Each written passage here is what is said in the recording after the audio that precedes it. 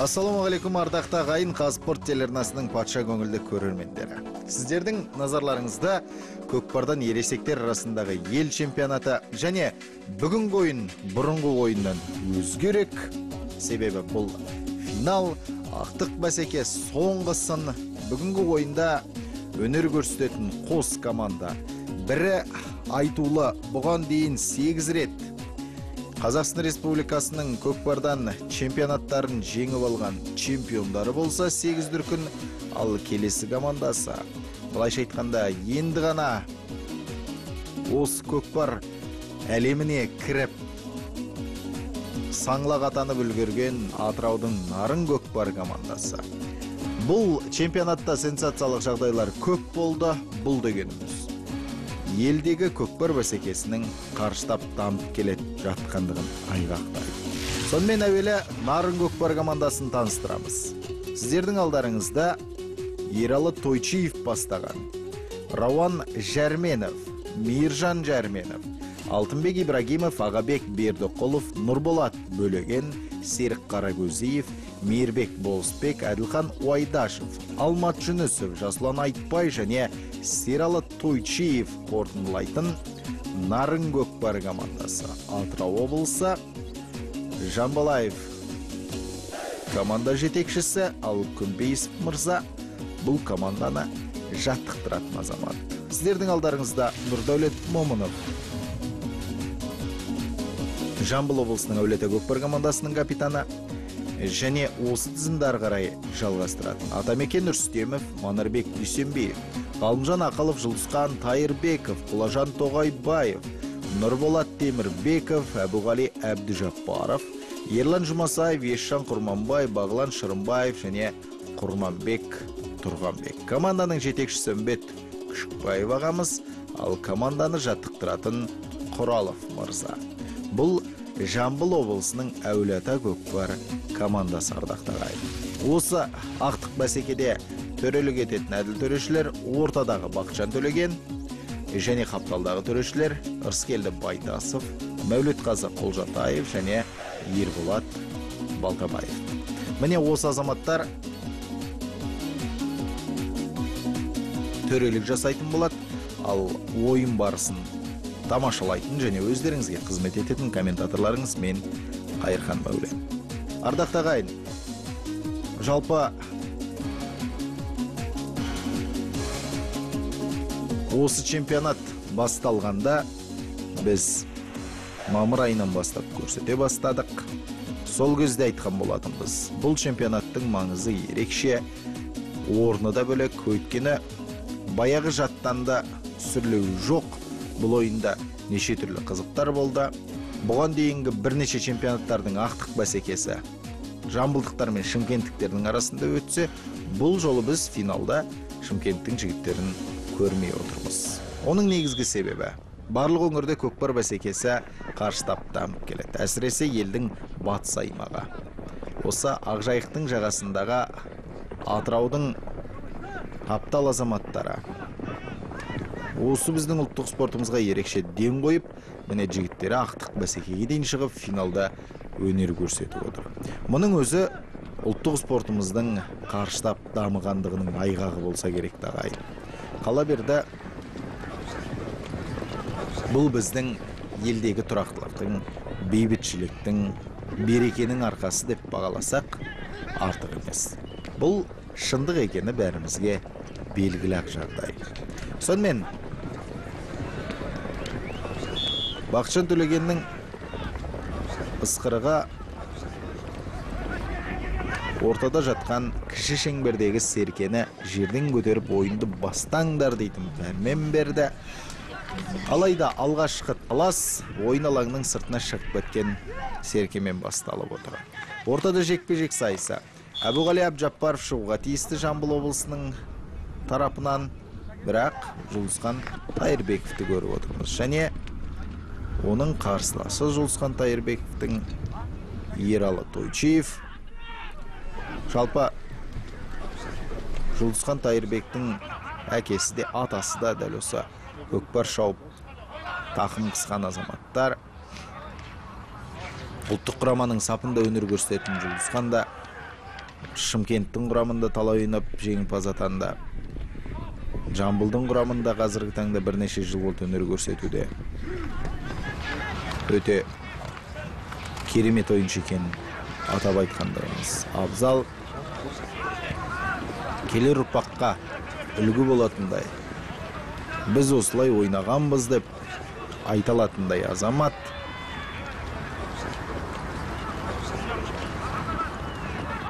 Жұлдызхан Тайырбековтың тақымына түскен Серке қазандықтың ішіне түспей қоймайтыны белгілі. Міне, қазірде жекпе-жек сайысында жеңімпаз атануға шақ қалған болатын. Бірақ бұл жерде Атыраудың балуанның сәл ғана ептілігі жетпей қалған сыңайлы. Егер тағыдай бір 2 минуттың ішінде жерде Серкеге еңкейілмейтін болса, көтерілмейтін болса, онда Бақытжан Төлегенов атты да адамды да ауыстыруға мәжбүр болады. Айтып ауыз жиған жоқпыз. Басқа жігіттер ортаға шықты, басқа аттармен әрине. Сонымен бұл жол шыққан Әбуғали Абжаппаров, Мейірбек Болысбек қос спортшы қайта шықты. Әбу балуан дәл осы жекпе-жектің шебер екенін білеміз. Қырғызстанда өткен көшпенділер ойындарында да осы жекпе-жектен алдына қара салмаған Әбуғали Абжаппаров болатын ардақтар ағайын.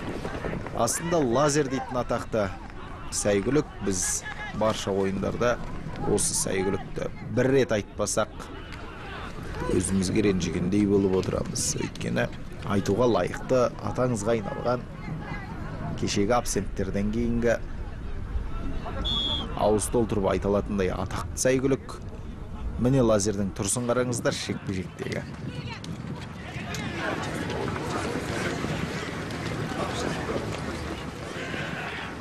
Ешқандай сөзсіз, жай ғана сүйсініп қарап тұра бергім келеді шіркін-ай. Міне, қалай жата кетті.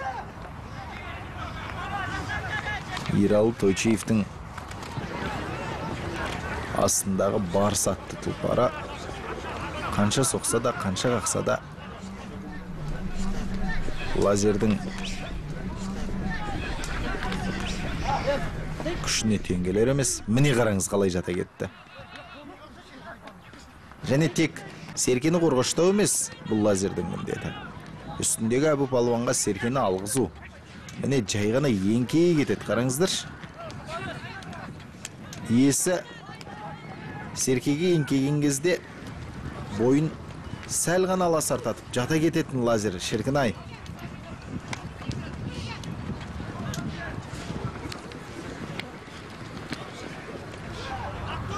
Жануардың қылығына осындайды тамсанасың расымен де. Міне, Әбу балуан жерден көтерді Серкені.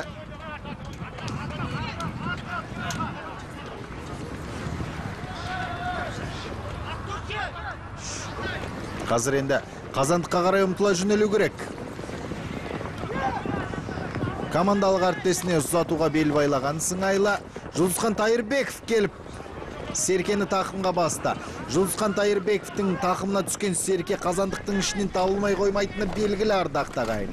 Сондықтан Жамбылдың Әулиеата Көкпар командасы көш бастайды екен. Көрейік. Манарбек Дүйсенбиев міне Жұлдызхан Тайырбековтың тізгінін ұстап, екі тізгін бір шылбырын қолға ұстап, міне қазандықтың түбіне келді және салып. Өте тамаша ардақты ағайын. Жұлдызхан Тайырбеков. Таныстыра кетейік. 75 жылы 1900 туған шабандоз астындағы дәу қарагер дейтін тұлпары өз сияқты ойынның 7-ші минутында Оңтүстік Қазақстан облысының тумасы, Жамбыл облысының ойыншысы осылайша алғашқы салымды ашты. Және оның командалық әріптесі Манарбек Дүйсенбиевті де ерекше атап өткендігіміз абзал. Көрейік. Енді қандай қызықты бәсеке болар екен. Нарынның жігіттері жауап қайтара ала ма? Қос командадағы спортшылар тіс қаққан ойыншылар. Міне, айтып ауыз жиғанша Нарынның жігіттері шабуылды бастады.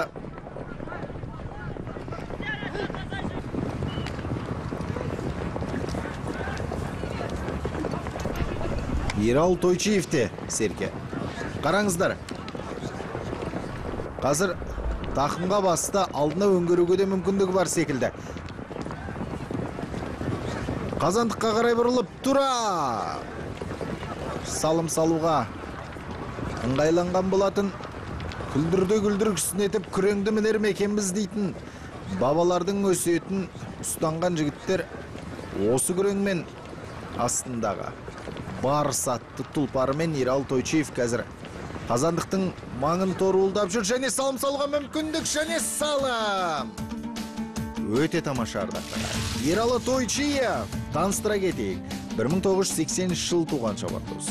Астындағы тұлпары Барыс Атырау облысының ойыншысы ойынның 9 минутында есепті теңестірді. Есеп 1-1. Міне, қызық ойын енді басталатын сыңайлы ардақтар.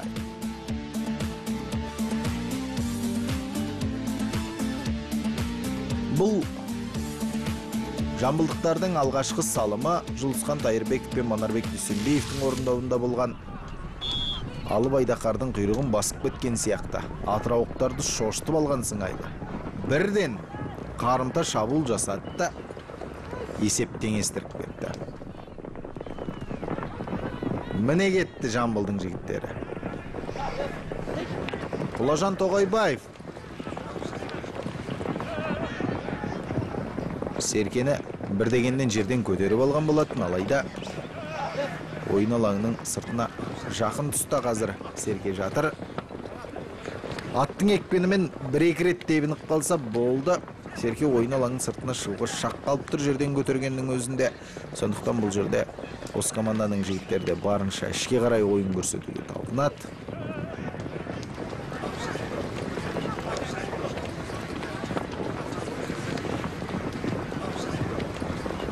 Ат тұяғының астында жаншылып жатқан ақ Серкені кім көтерер екен?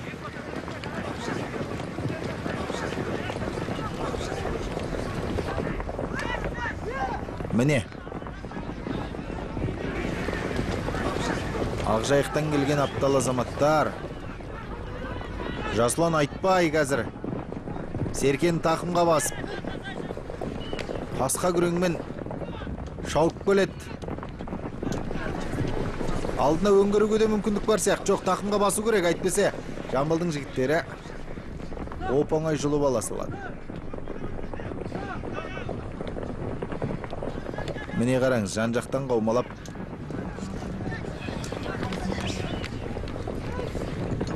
қорғаныстарын бекітіп алған тас қамалы өтіп.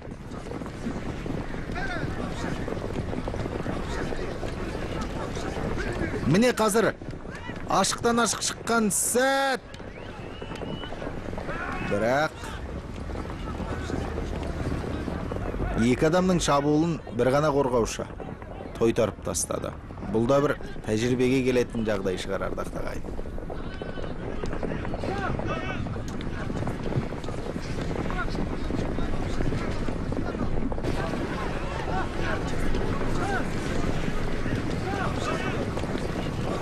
Әлі де болса, Нарын Көкпар командасының жігіттері Серкені тақымға басып алуда.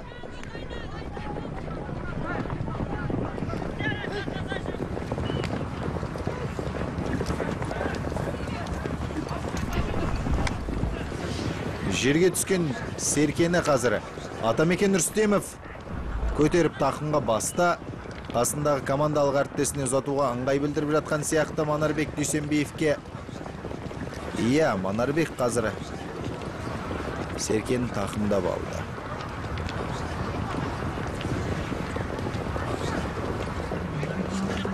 Командалық әріптестері жан-жақтан қаумалаған Нарынның жігіттерінің қорғаныстарын жарып өтуге барын салуда.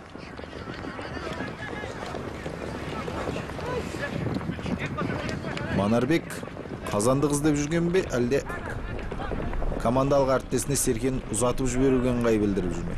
Міне, бірақ бұл шабуылдан ешқандай да нәтиже болмады. Қазандықтың орны сәл солға тұрған кезде бұл шабуыл салыммен бітіре анық еді. Бірақ өкінішке қарай Қазандықта орнынан қозғала қойған жоқ.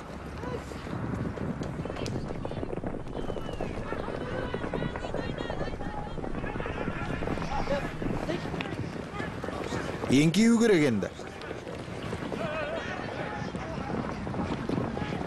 Бір-бірін қаққаннан пайда жоқ.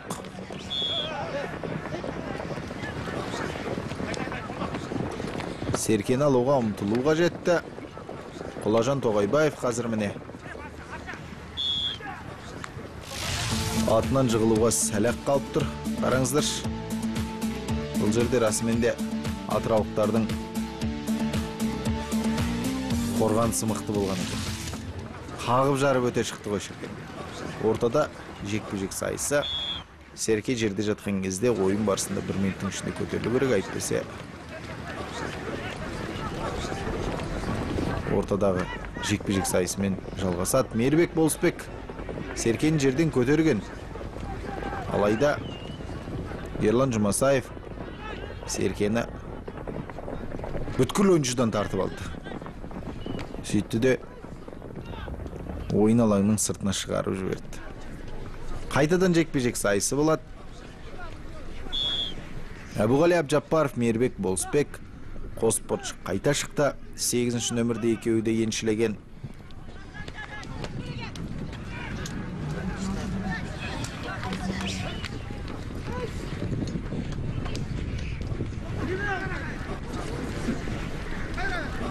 Әбуғали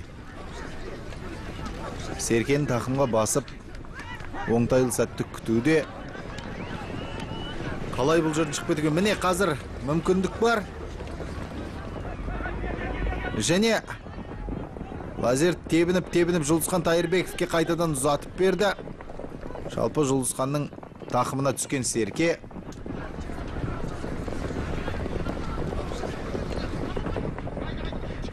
бұл Қазандыққа бармай қоймайды.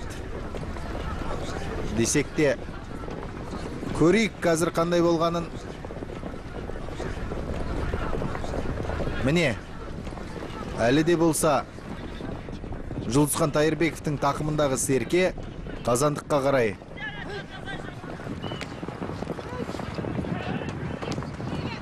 жақындағудың орнына ойын алаңның сыртына шығып кетті. Ортада жекпе-жек сайысы. Бұл жолда Әбу Балуан шығуға тиісті. Жалпы Әбу Балуан тек жамбылдықтардың жекпе-жек сайысының шебері емес, ұлттық құраманың да жекпе-жек сайысындағы ең мықты спортшысы. Қос спортшының арасындағы жекпе-жек Әбуғалидің жеңісімен аяқталатын сыңайлы.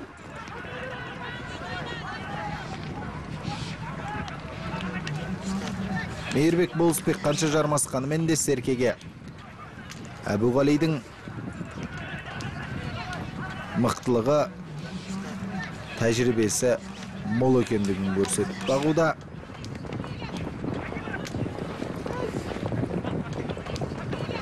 Әбу Балуан жерден көтеріп, ортадағы жекпе-жектен жеңіп шыққаннан кейін көбінесе командалық әріптесіне ұзатуға бір бүйрегі бұрылып тұрады Серкені.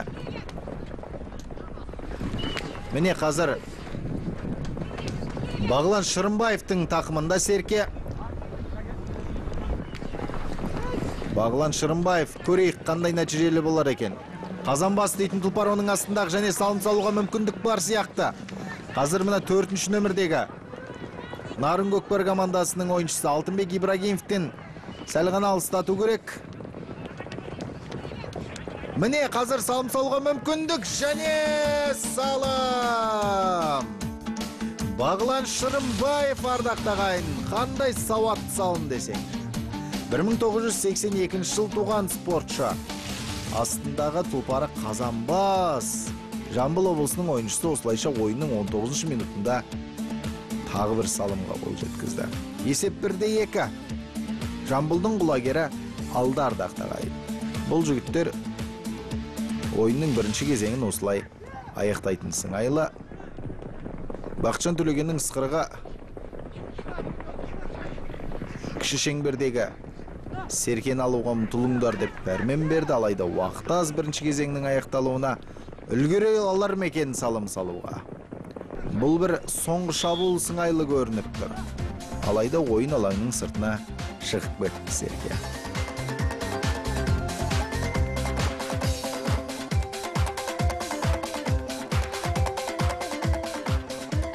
Құрманбек Тұрғанбек, сіздердің назарларыңызда өте жас спортшы, дәл осы чемпионат барысында ерекше көзге түскен спортшы. Міне, 1-2 Әулиеата Көкпар командасы бірінші кезеңді осылай қорытындылады.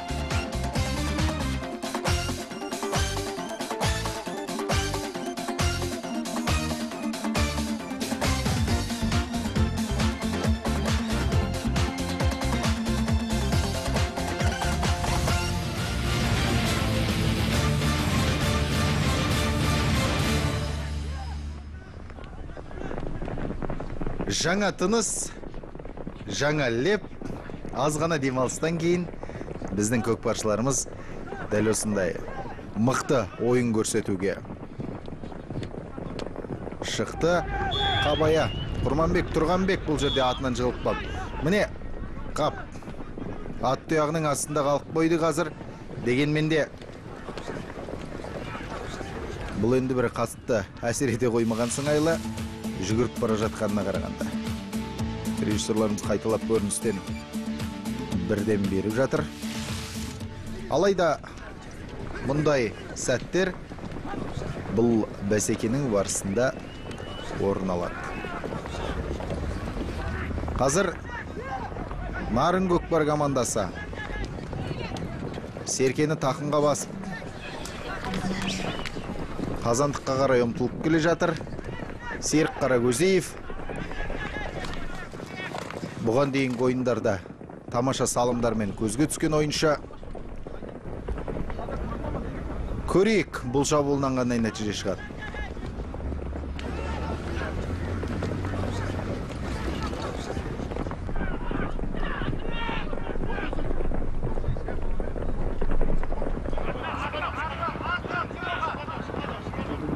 Міне, Қазандықтың түбіндегі айқас әлі де жүріп жатыр.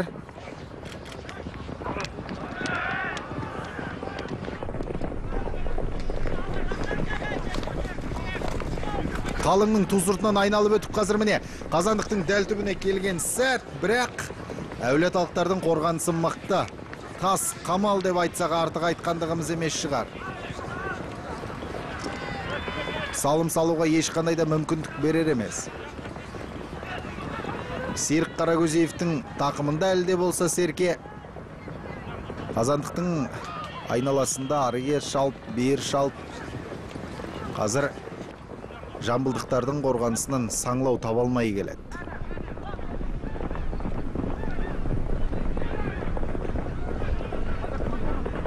Бұл жауапты бәсеке ардақты ағайын. Ақтықсын, сондықтан да қос команда үшін қателіктерге бой алдыруға болмайды.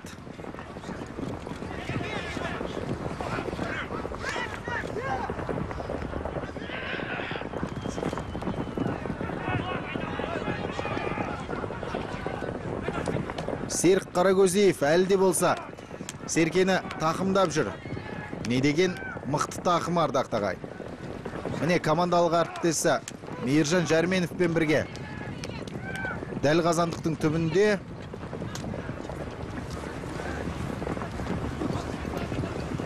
тағы да айналып келген сәт. Қазір сәл ғана жылдамдық жетіспей қалған секілді.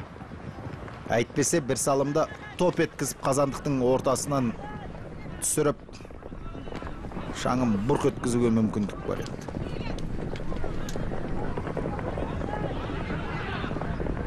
Серке де өзі де ат үстіндегі ерден түсіп қалған сәтке куә болдық. Жерде жатқан Серкеге кім бірінші иіліп, кім бірінші алар екен. Міне, Нарынның жігіттері әлде болса Серкенің түбінде, бірақ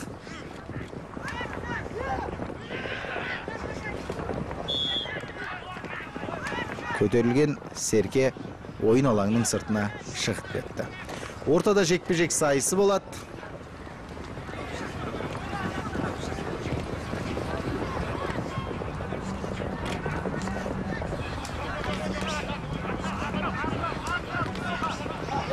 Бақытжан Төлегеннің шешіммен Серік Қарагөзиев қазір 2 минуттық қаранарға отырғызылды.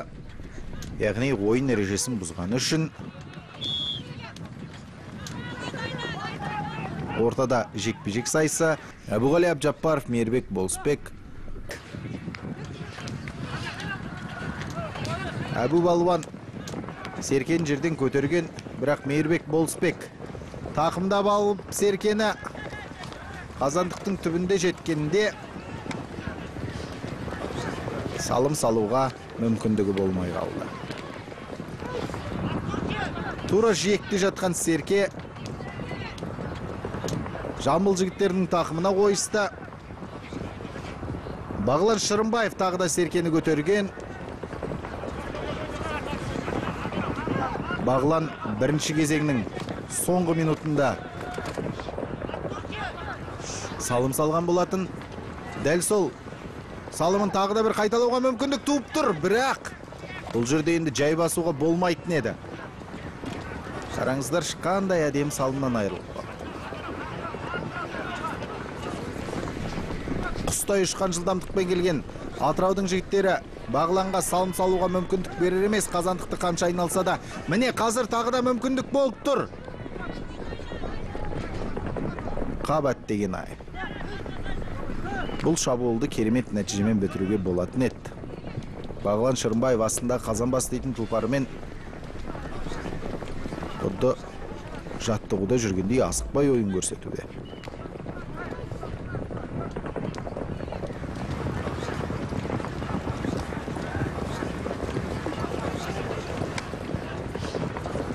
Серке ойын алаңның сыртына шығып кетті. Ортада жекпе-жек сайысы. Серкенің Нұрдәулет Момыновтың тақымында. Ортада жекпе-жек сайысы болады. Сонымен Әбуғали Абжаппаров, Мейірбек Болысбек ортаға шыққан.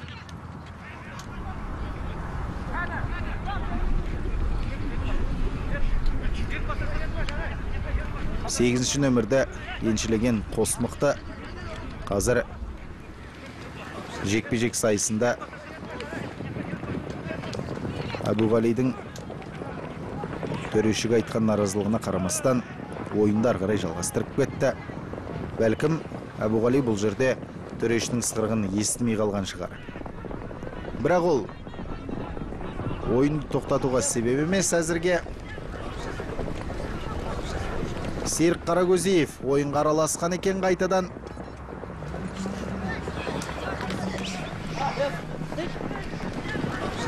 Серкені тақымдап қазандыққа ұмтылуға барын салуда. Алайда оған Жамбылдың жігіттері мүмкіндік берер емес. Міне, қалыңның арасынан сытылып шығып кетуге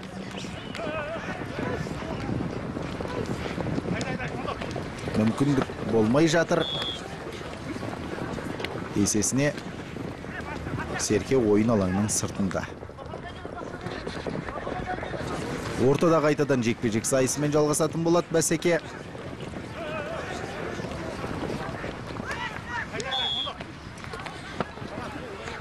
Мінекей белгі берілді. Әбуғали Абжаппаров, Мейірбек Болысбек қос спортшы қайта шықты. Әбуғали балуанның астындағы лазер атты сәйгүлік атақты. Дәл осы жекпе-жектің мықты тұлпар екені белгілі. Қараңыздар, қалай жантая кетеді. Міне, Әбу палуанға Серкені жерден көтеріп тақымға басуға мүмкіндік жасап берді. Мейірбек Болысбек қанша ұмтылғанымен де бұл жерде Әбудің балуандағы Серкені жұлып алуға мүмкіндігі болмайтын секілді. Және қазір Абдуғали Абджаппаров командалық әріптесіне Серкені ұзатты. Құлажан Тоғайбаевтың тақымында Серке. Құлажан Тоғайбаев мінекей шабуылға басты. Астындағы тұлпары Құлагер. Құлагер үмітті ақтарма. Міне Серке қазандықтың түбінде қазір салым салуға мүмкіндік. Осындай жерде сытылып шығып салымда салып жіберетін жамбылдықтардың әдемі әдеті бар еді. Сол әдіске басар ма екен? Бірақ Атыраудың алыбы Ағабек Бердіқұлов қазір Құлажанның тақымындағы Серкеге жармасуда. Ойын алаңның сыртына шығарып жүруге қамша ұмтылғанымен де атыраулықтардың бұл ойы жүзеге асқан жоқ. Дәл жиектен қайтты шабуыл.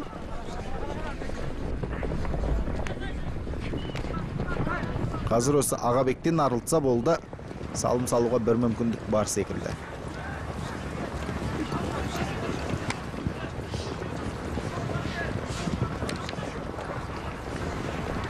Додамен міне қазандықтың түбіне жақындауға шақ қалып тұр. Қорғанысты бұзып жарып өте кету керек қазір. Қалыңның ту сыртынан айналуға да мүмкіндік бар сияқты. Міне қазір Құрманбек Тұрғанбекпен бірге келген шабуылдың соңы тамаша салыммен аяқталды. Салымның авторы Құлажан Тоғайбаев, ардақты ағайын. 1987 жыл туған шабандоз. Астындағы тұлпары Құлагер екен. Қараңыздар, шыққандай тамаша салым. Ойынның 32-ші минутында осылайша тағы бір салымға қол жеткізді. Сөйтіп есепті 3-1-ге жеткізіп отыр Жамбылдың жігіттері. Бұл алтын жүлдеге дейтін тағы бір қадам болса керекті.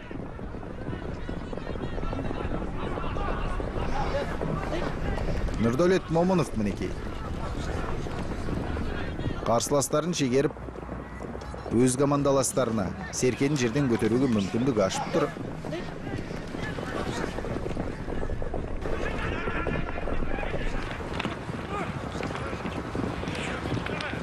Міне, бірінің үстінен бір алып өткен шіркін-ай, қараңыздар, не деген мықтылық. Бұл ардақты ағайын Бағлан Шырымбаев болатын. 2-3 аттылының төбесінен алып тұрып Серкені тақымға басып алды. Қазанбас дейтін тұлпарымен қазандыққа жақындап келеді. Міне қалының арасынан қалай сытылып шықты кетті. Бірақ тақымнан қатты Серке ұмтылған жоқ. Міне тағы да бір салым салуға ыңғай жасаған болатын. Алайда бұл жолы Серке қазандықтың ішінен табыла қойған жоқ. Есесіне жерге түсіп қалды Серке. Атыраудың жігіттері Серкені тақымдарына басып шабуылға ұмтылуда. Аттың мойнымен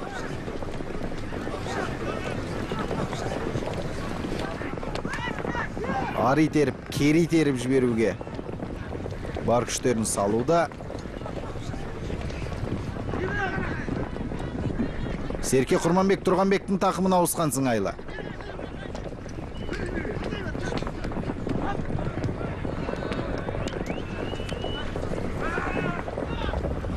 Мінекей. Тағы да міне Серке атыраулықтардың қазандығының түбінде.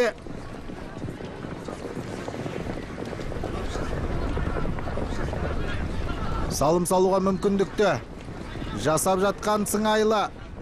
Бірақ қос қорғаушы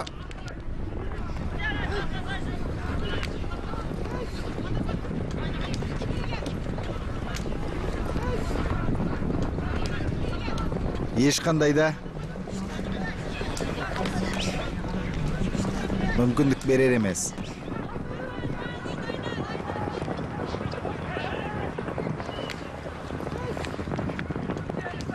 Енді Атыраудың жігіттеріне жылдам қимылдаулары тиіс.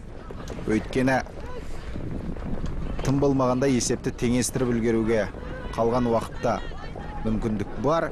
Жұлдызхан Тайырбековтың тақымындағы Серке өзі Жұлдызхан Серкені ұзақ ұстайды тақымында, бірақ нәтижесінде салыммен аяқтайды шабуылды.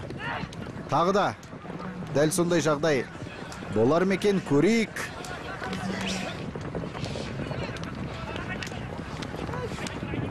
Дәл қазандықтың түбіндегі айқас. Бір шабуылшыдан арылса болды. Бір салым деген сөз.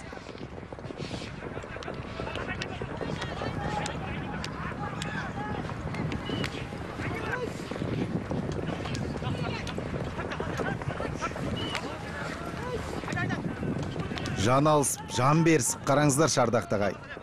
Не деген керемет ойын өрнегі. Міне Жұлдызхан Тайырбековтың тұлпарды өзі де қанша итермелегенмен де Атыраудың жігіттері. Қазандықтың түбінен алыстар емес.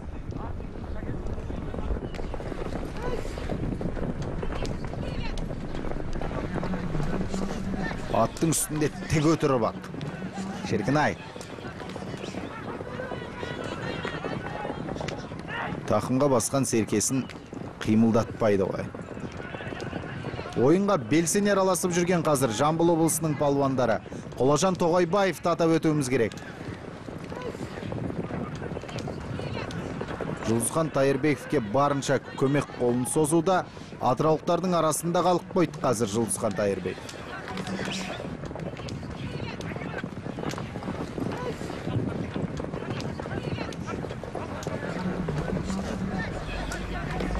Қандай нәтиже шығар екен? Алдынан кес-кестеген атыраулықтардың арасындағы топты жарып шығып, Серкені қазандықтың ішіне бұрқ өткізу. Өткіл жамбылдықтардың мүддесі сыңайлы, қазір салым салуға мүмкіндік бар сияқты. Шығару керек енді Серкені тақымнан. Бірақ жан-жақтан жабысқан жігіттер. Міне салым, ардақты ағайын. Атамекен Рүстемов те бірге түсіп кетті. Жұлдызхан Тайырбеков, ардақты ағайын. Тағы бір рет таныстыра кетейік артықтық етпес. 1975 жыл туған шабандоз, астындағы тұлпары дәу қарагер. Оңтүстік Қазақстанның тумасы, Жамбыл облысының Әулиеата Көкпар командасының ойыншысы. Финалдық бәсекенің 38 минутында, яғни соңғы минуттардың қатарында дәл осылай тағы бір салымға қол жеткізіп отыр ардақты ағайын. Енді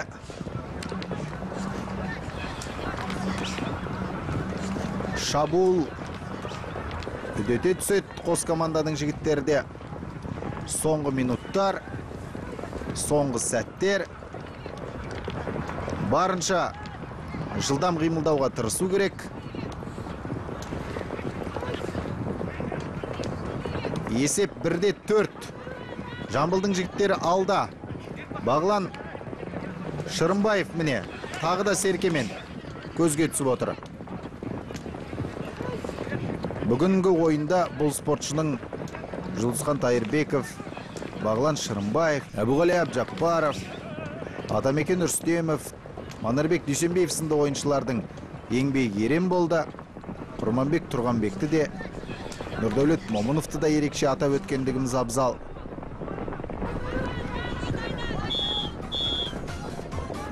Қалай болар екен?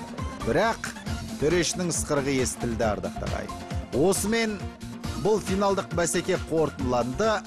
Жамбыл облысының Әулиеата Көкпар командасы дәл осы ойыннан кейін еліміздің 9 дүркін көкпардан чемпиондары. Құттықтаймыз. Ал Нарынның жігіттерінің финалға шығуы бұл финалдық ойын. Олар үшін расыменде чемпиондық атақпен бірдей десек артық айтқандығымыз емес. Ардақты ағайын, біз дәл осы ойыннан кейін келесі аптадан бастап жастар арасындағы көкпардан ел чемпионатын көрсетілімдерін бастаймыз Ақтөбе қаласынан. Қорытынды есеп бүгінгі ойынның 1-4 Әулиеата жеңімпаз. Чемпиондық атақтағы да құтты болсын Жамбылдың жампоздары. Ардақты ағайын, бұл Қазспорт телеарнасындағы ұлттық спортымыздың төресі. Көкпар бағдарламасы, бағдарламаның режиссерлары Руслан Дәулетов және Жарқын Барақбаев, редактор және комментаторларыңыз. Өздеріңізбен бірге әрдайым мен Қайырхан мәулен. Біздің мақсат, ардақты ағайын, өздеріңізбен жеңіске бірге жету. Аман сау болыңыздар.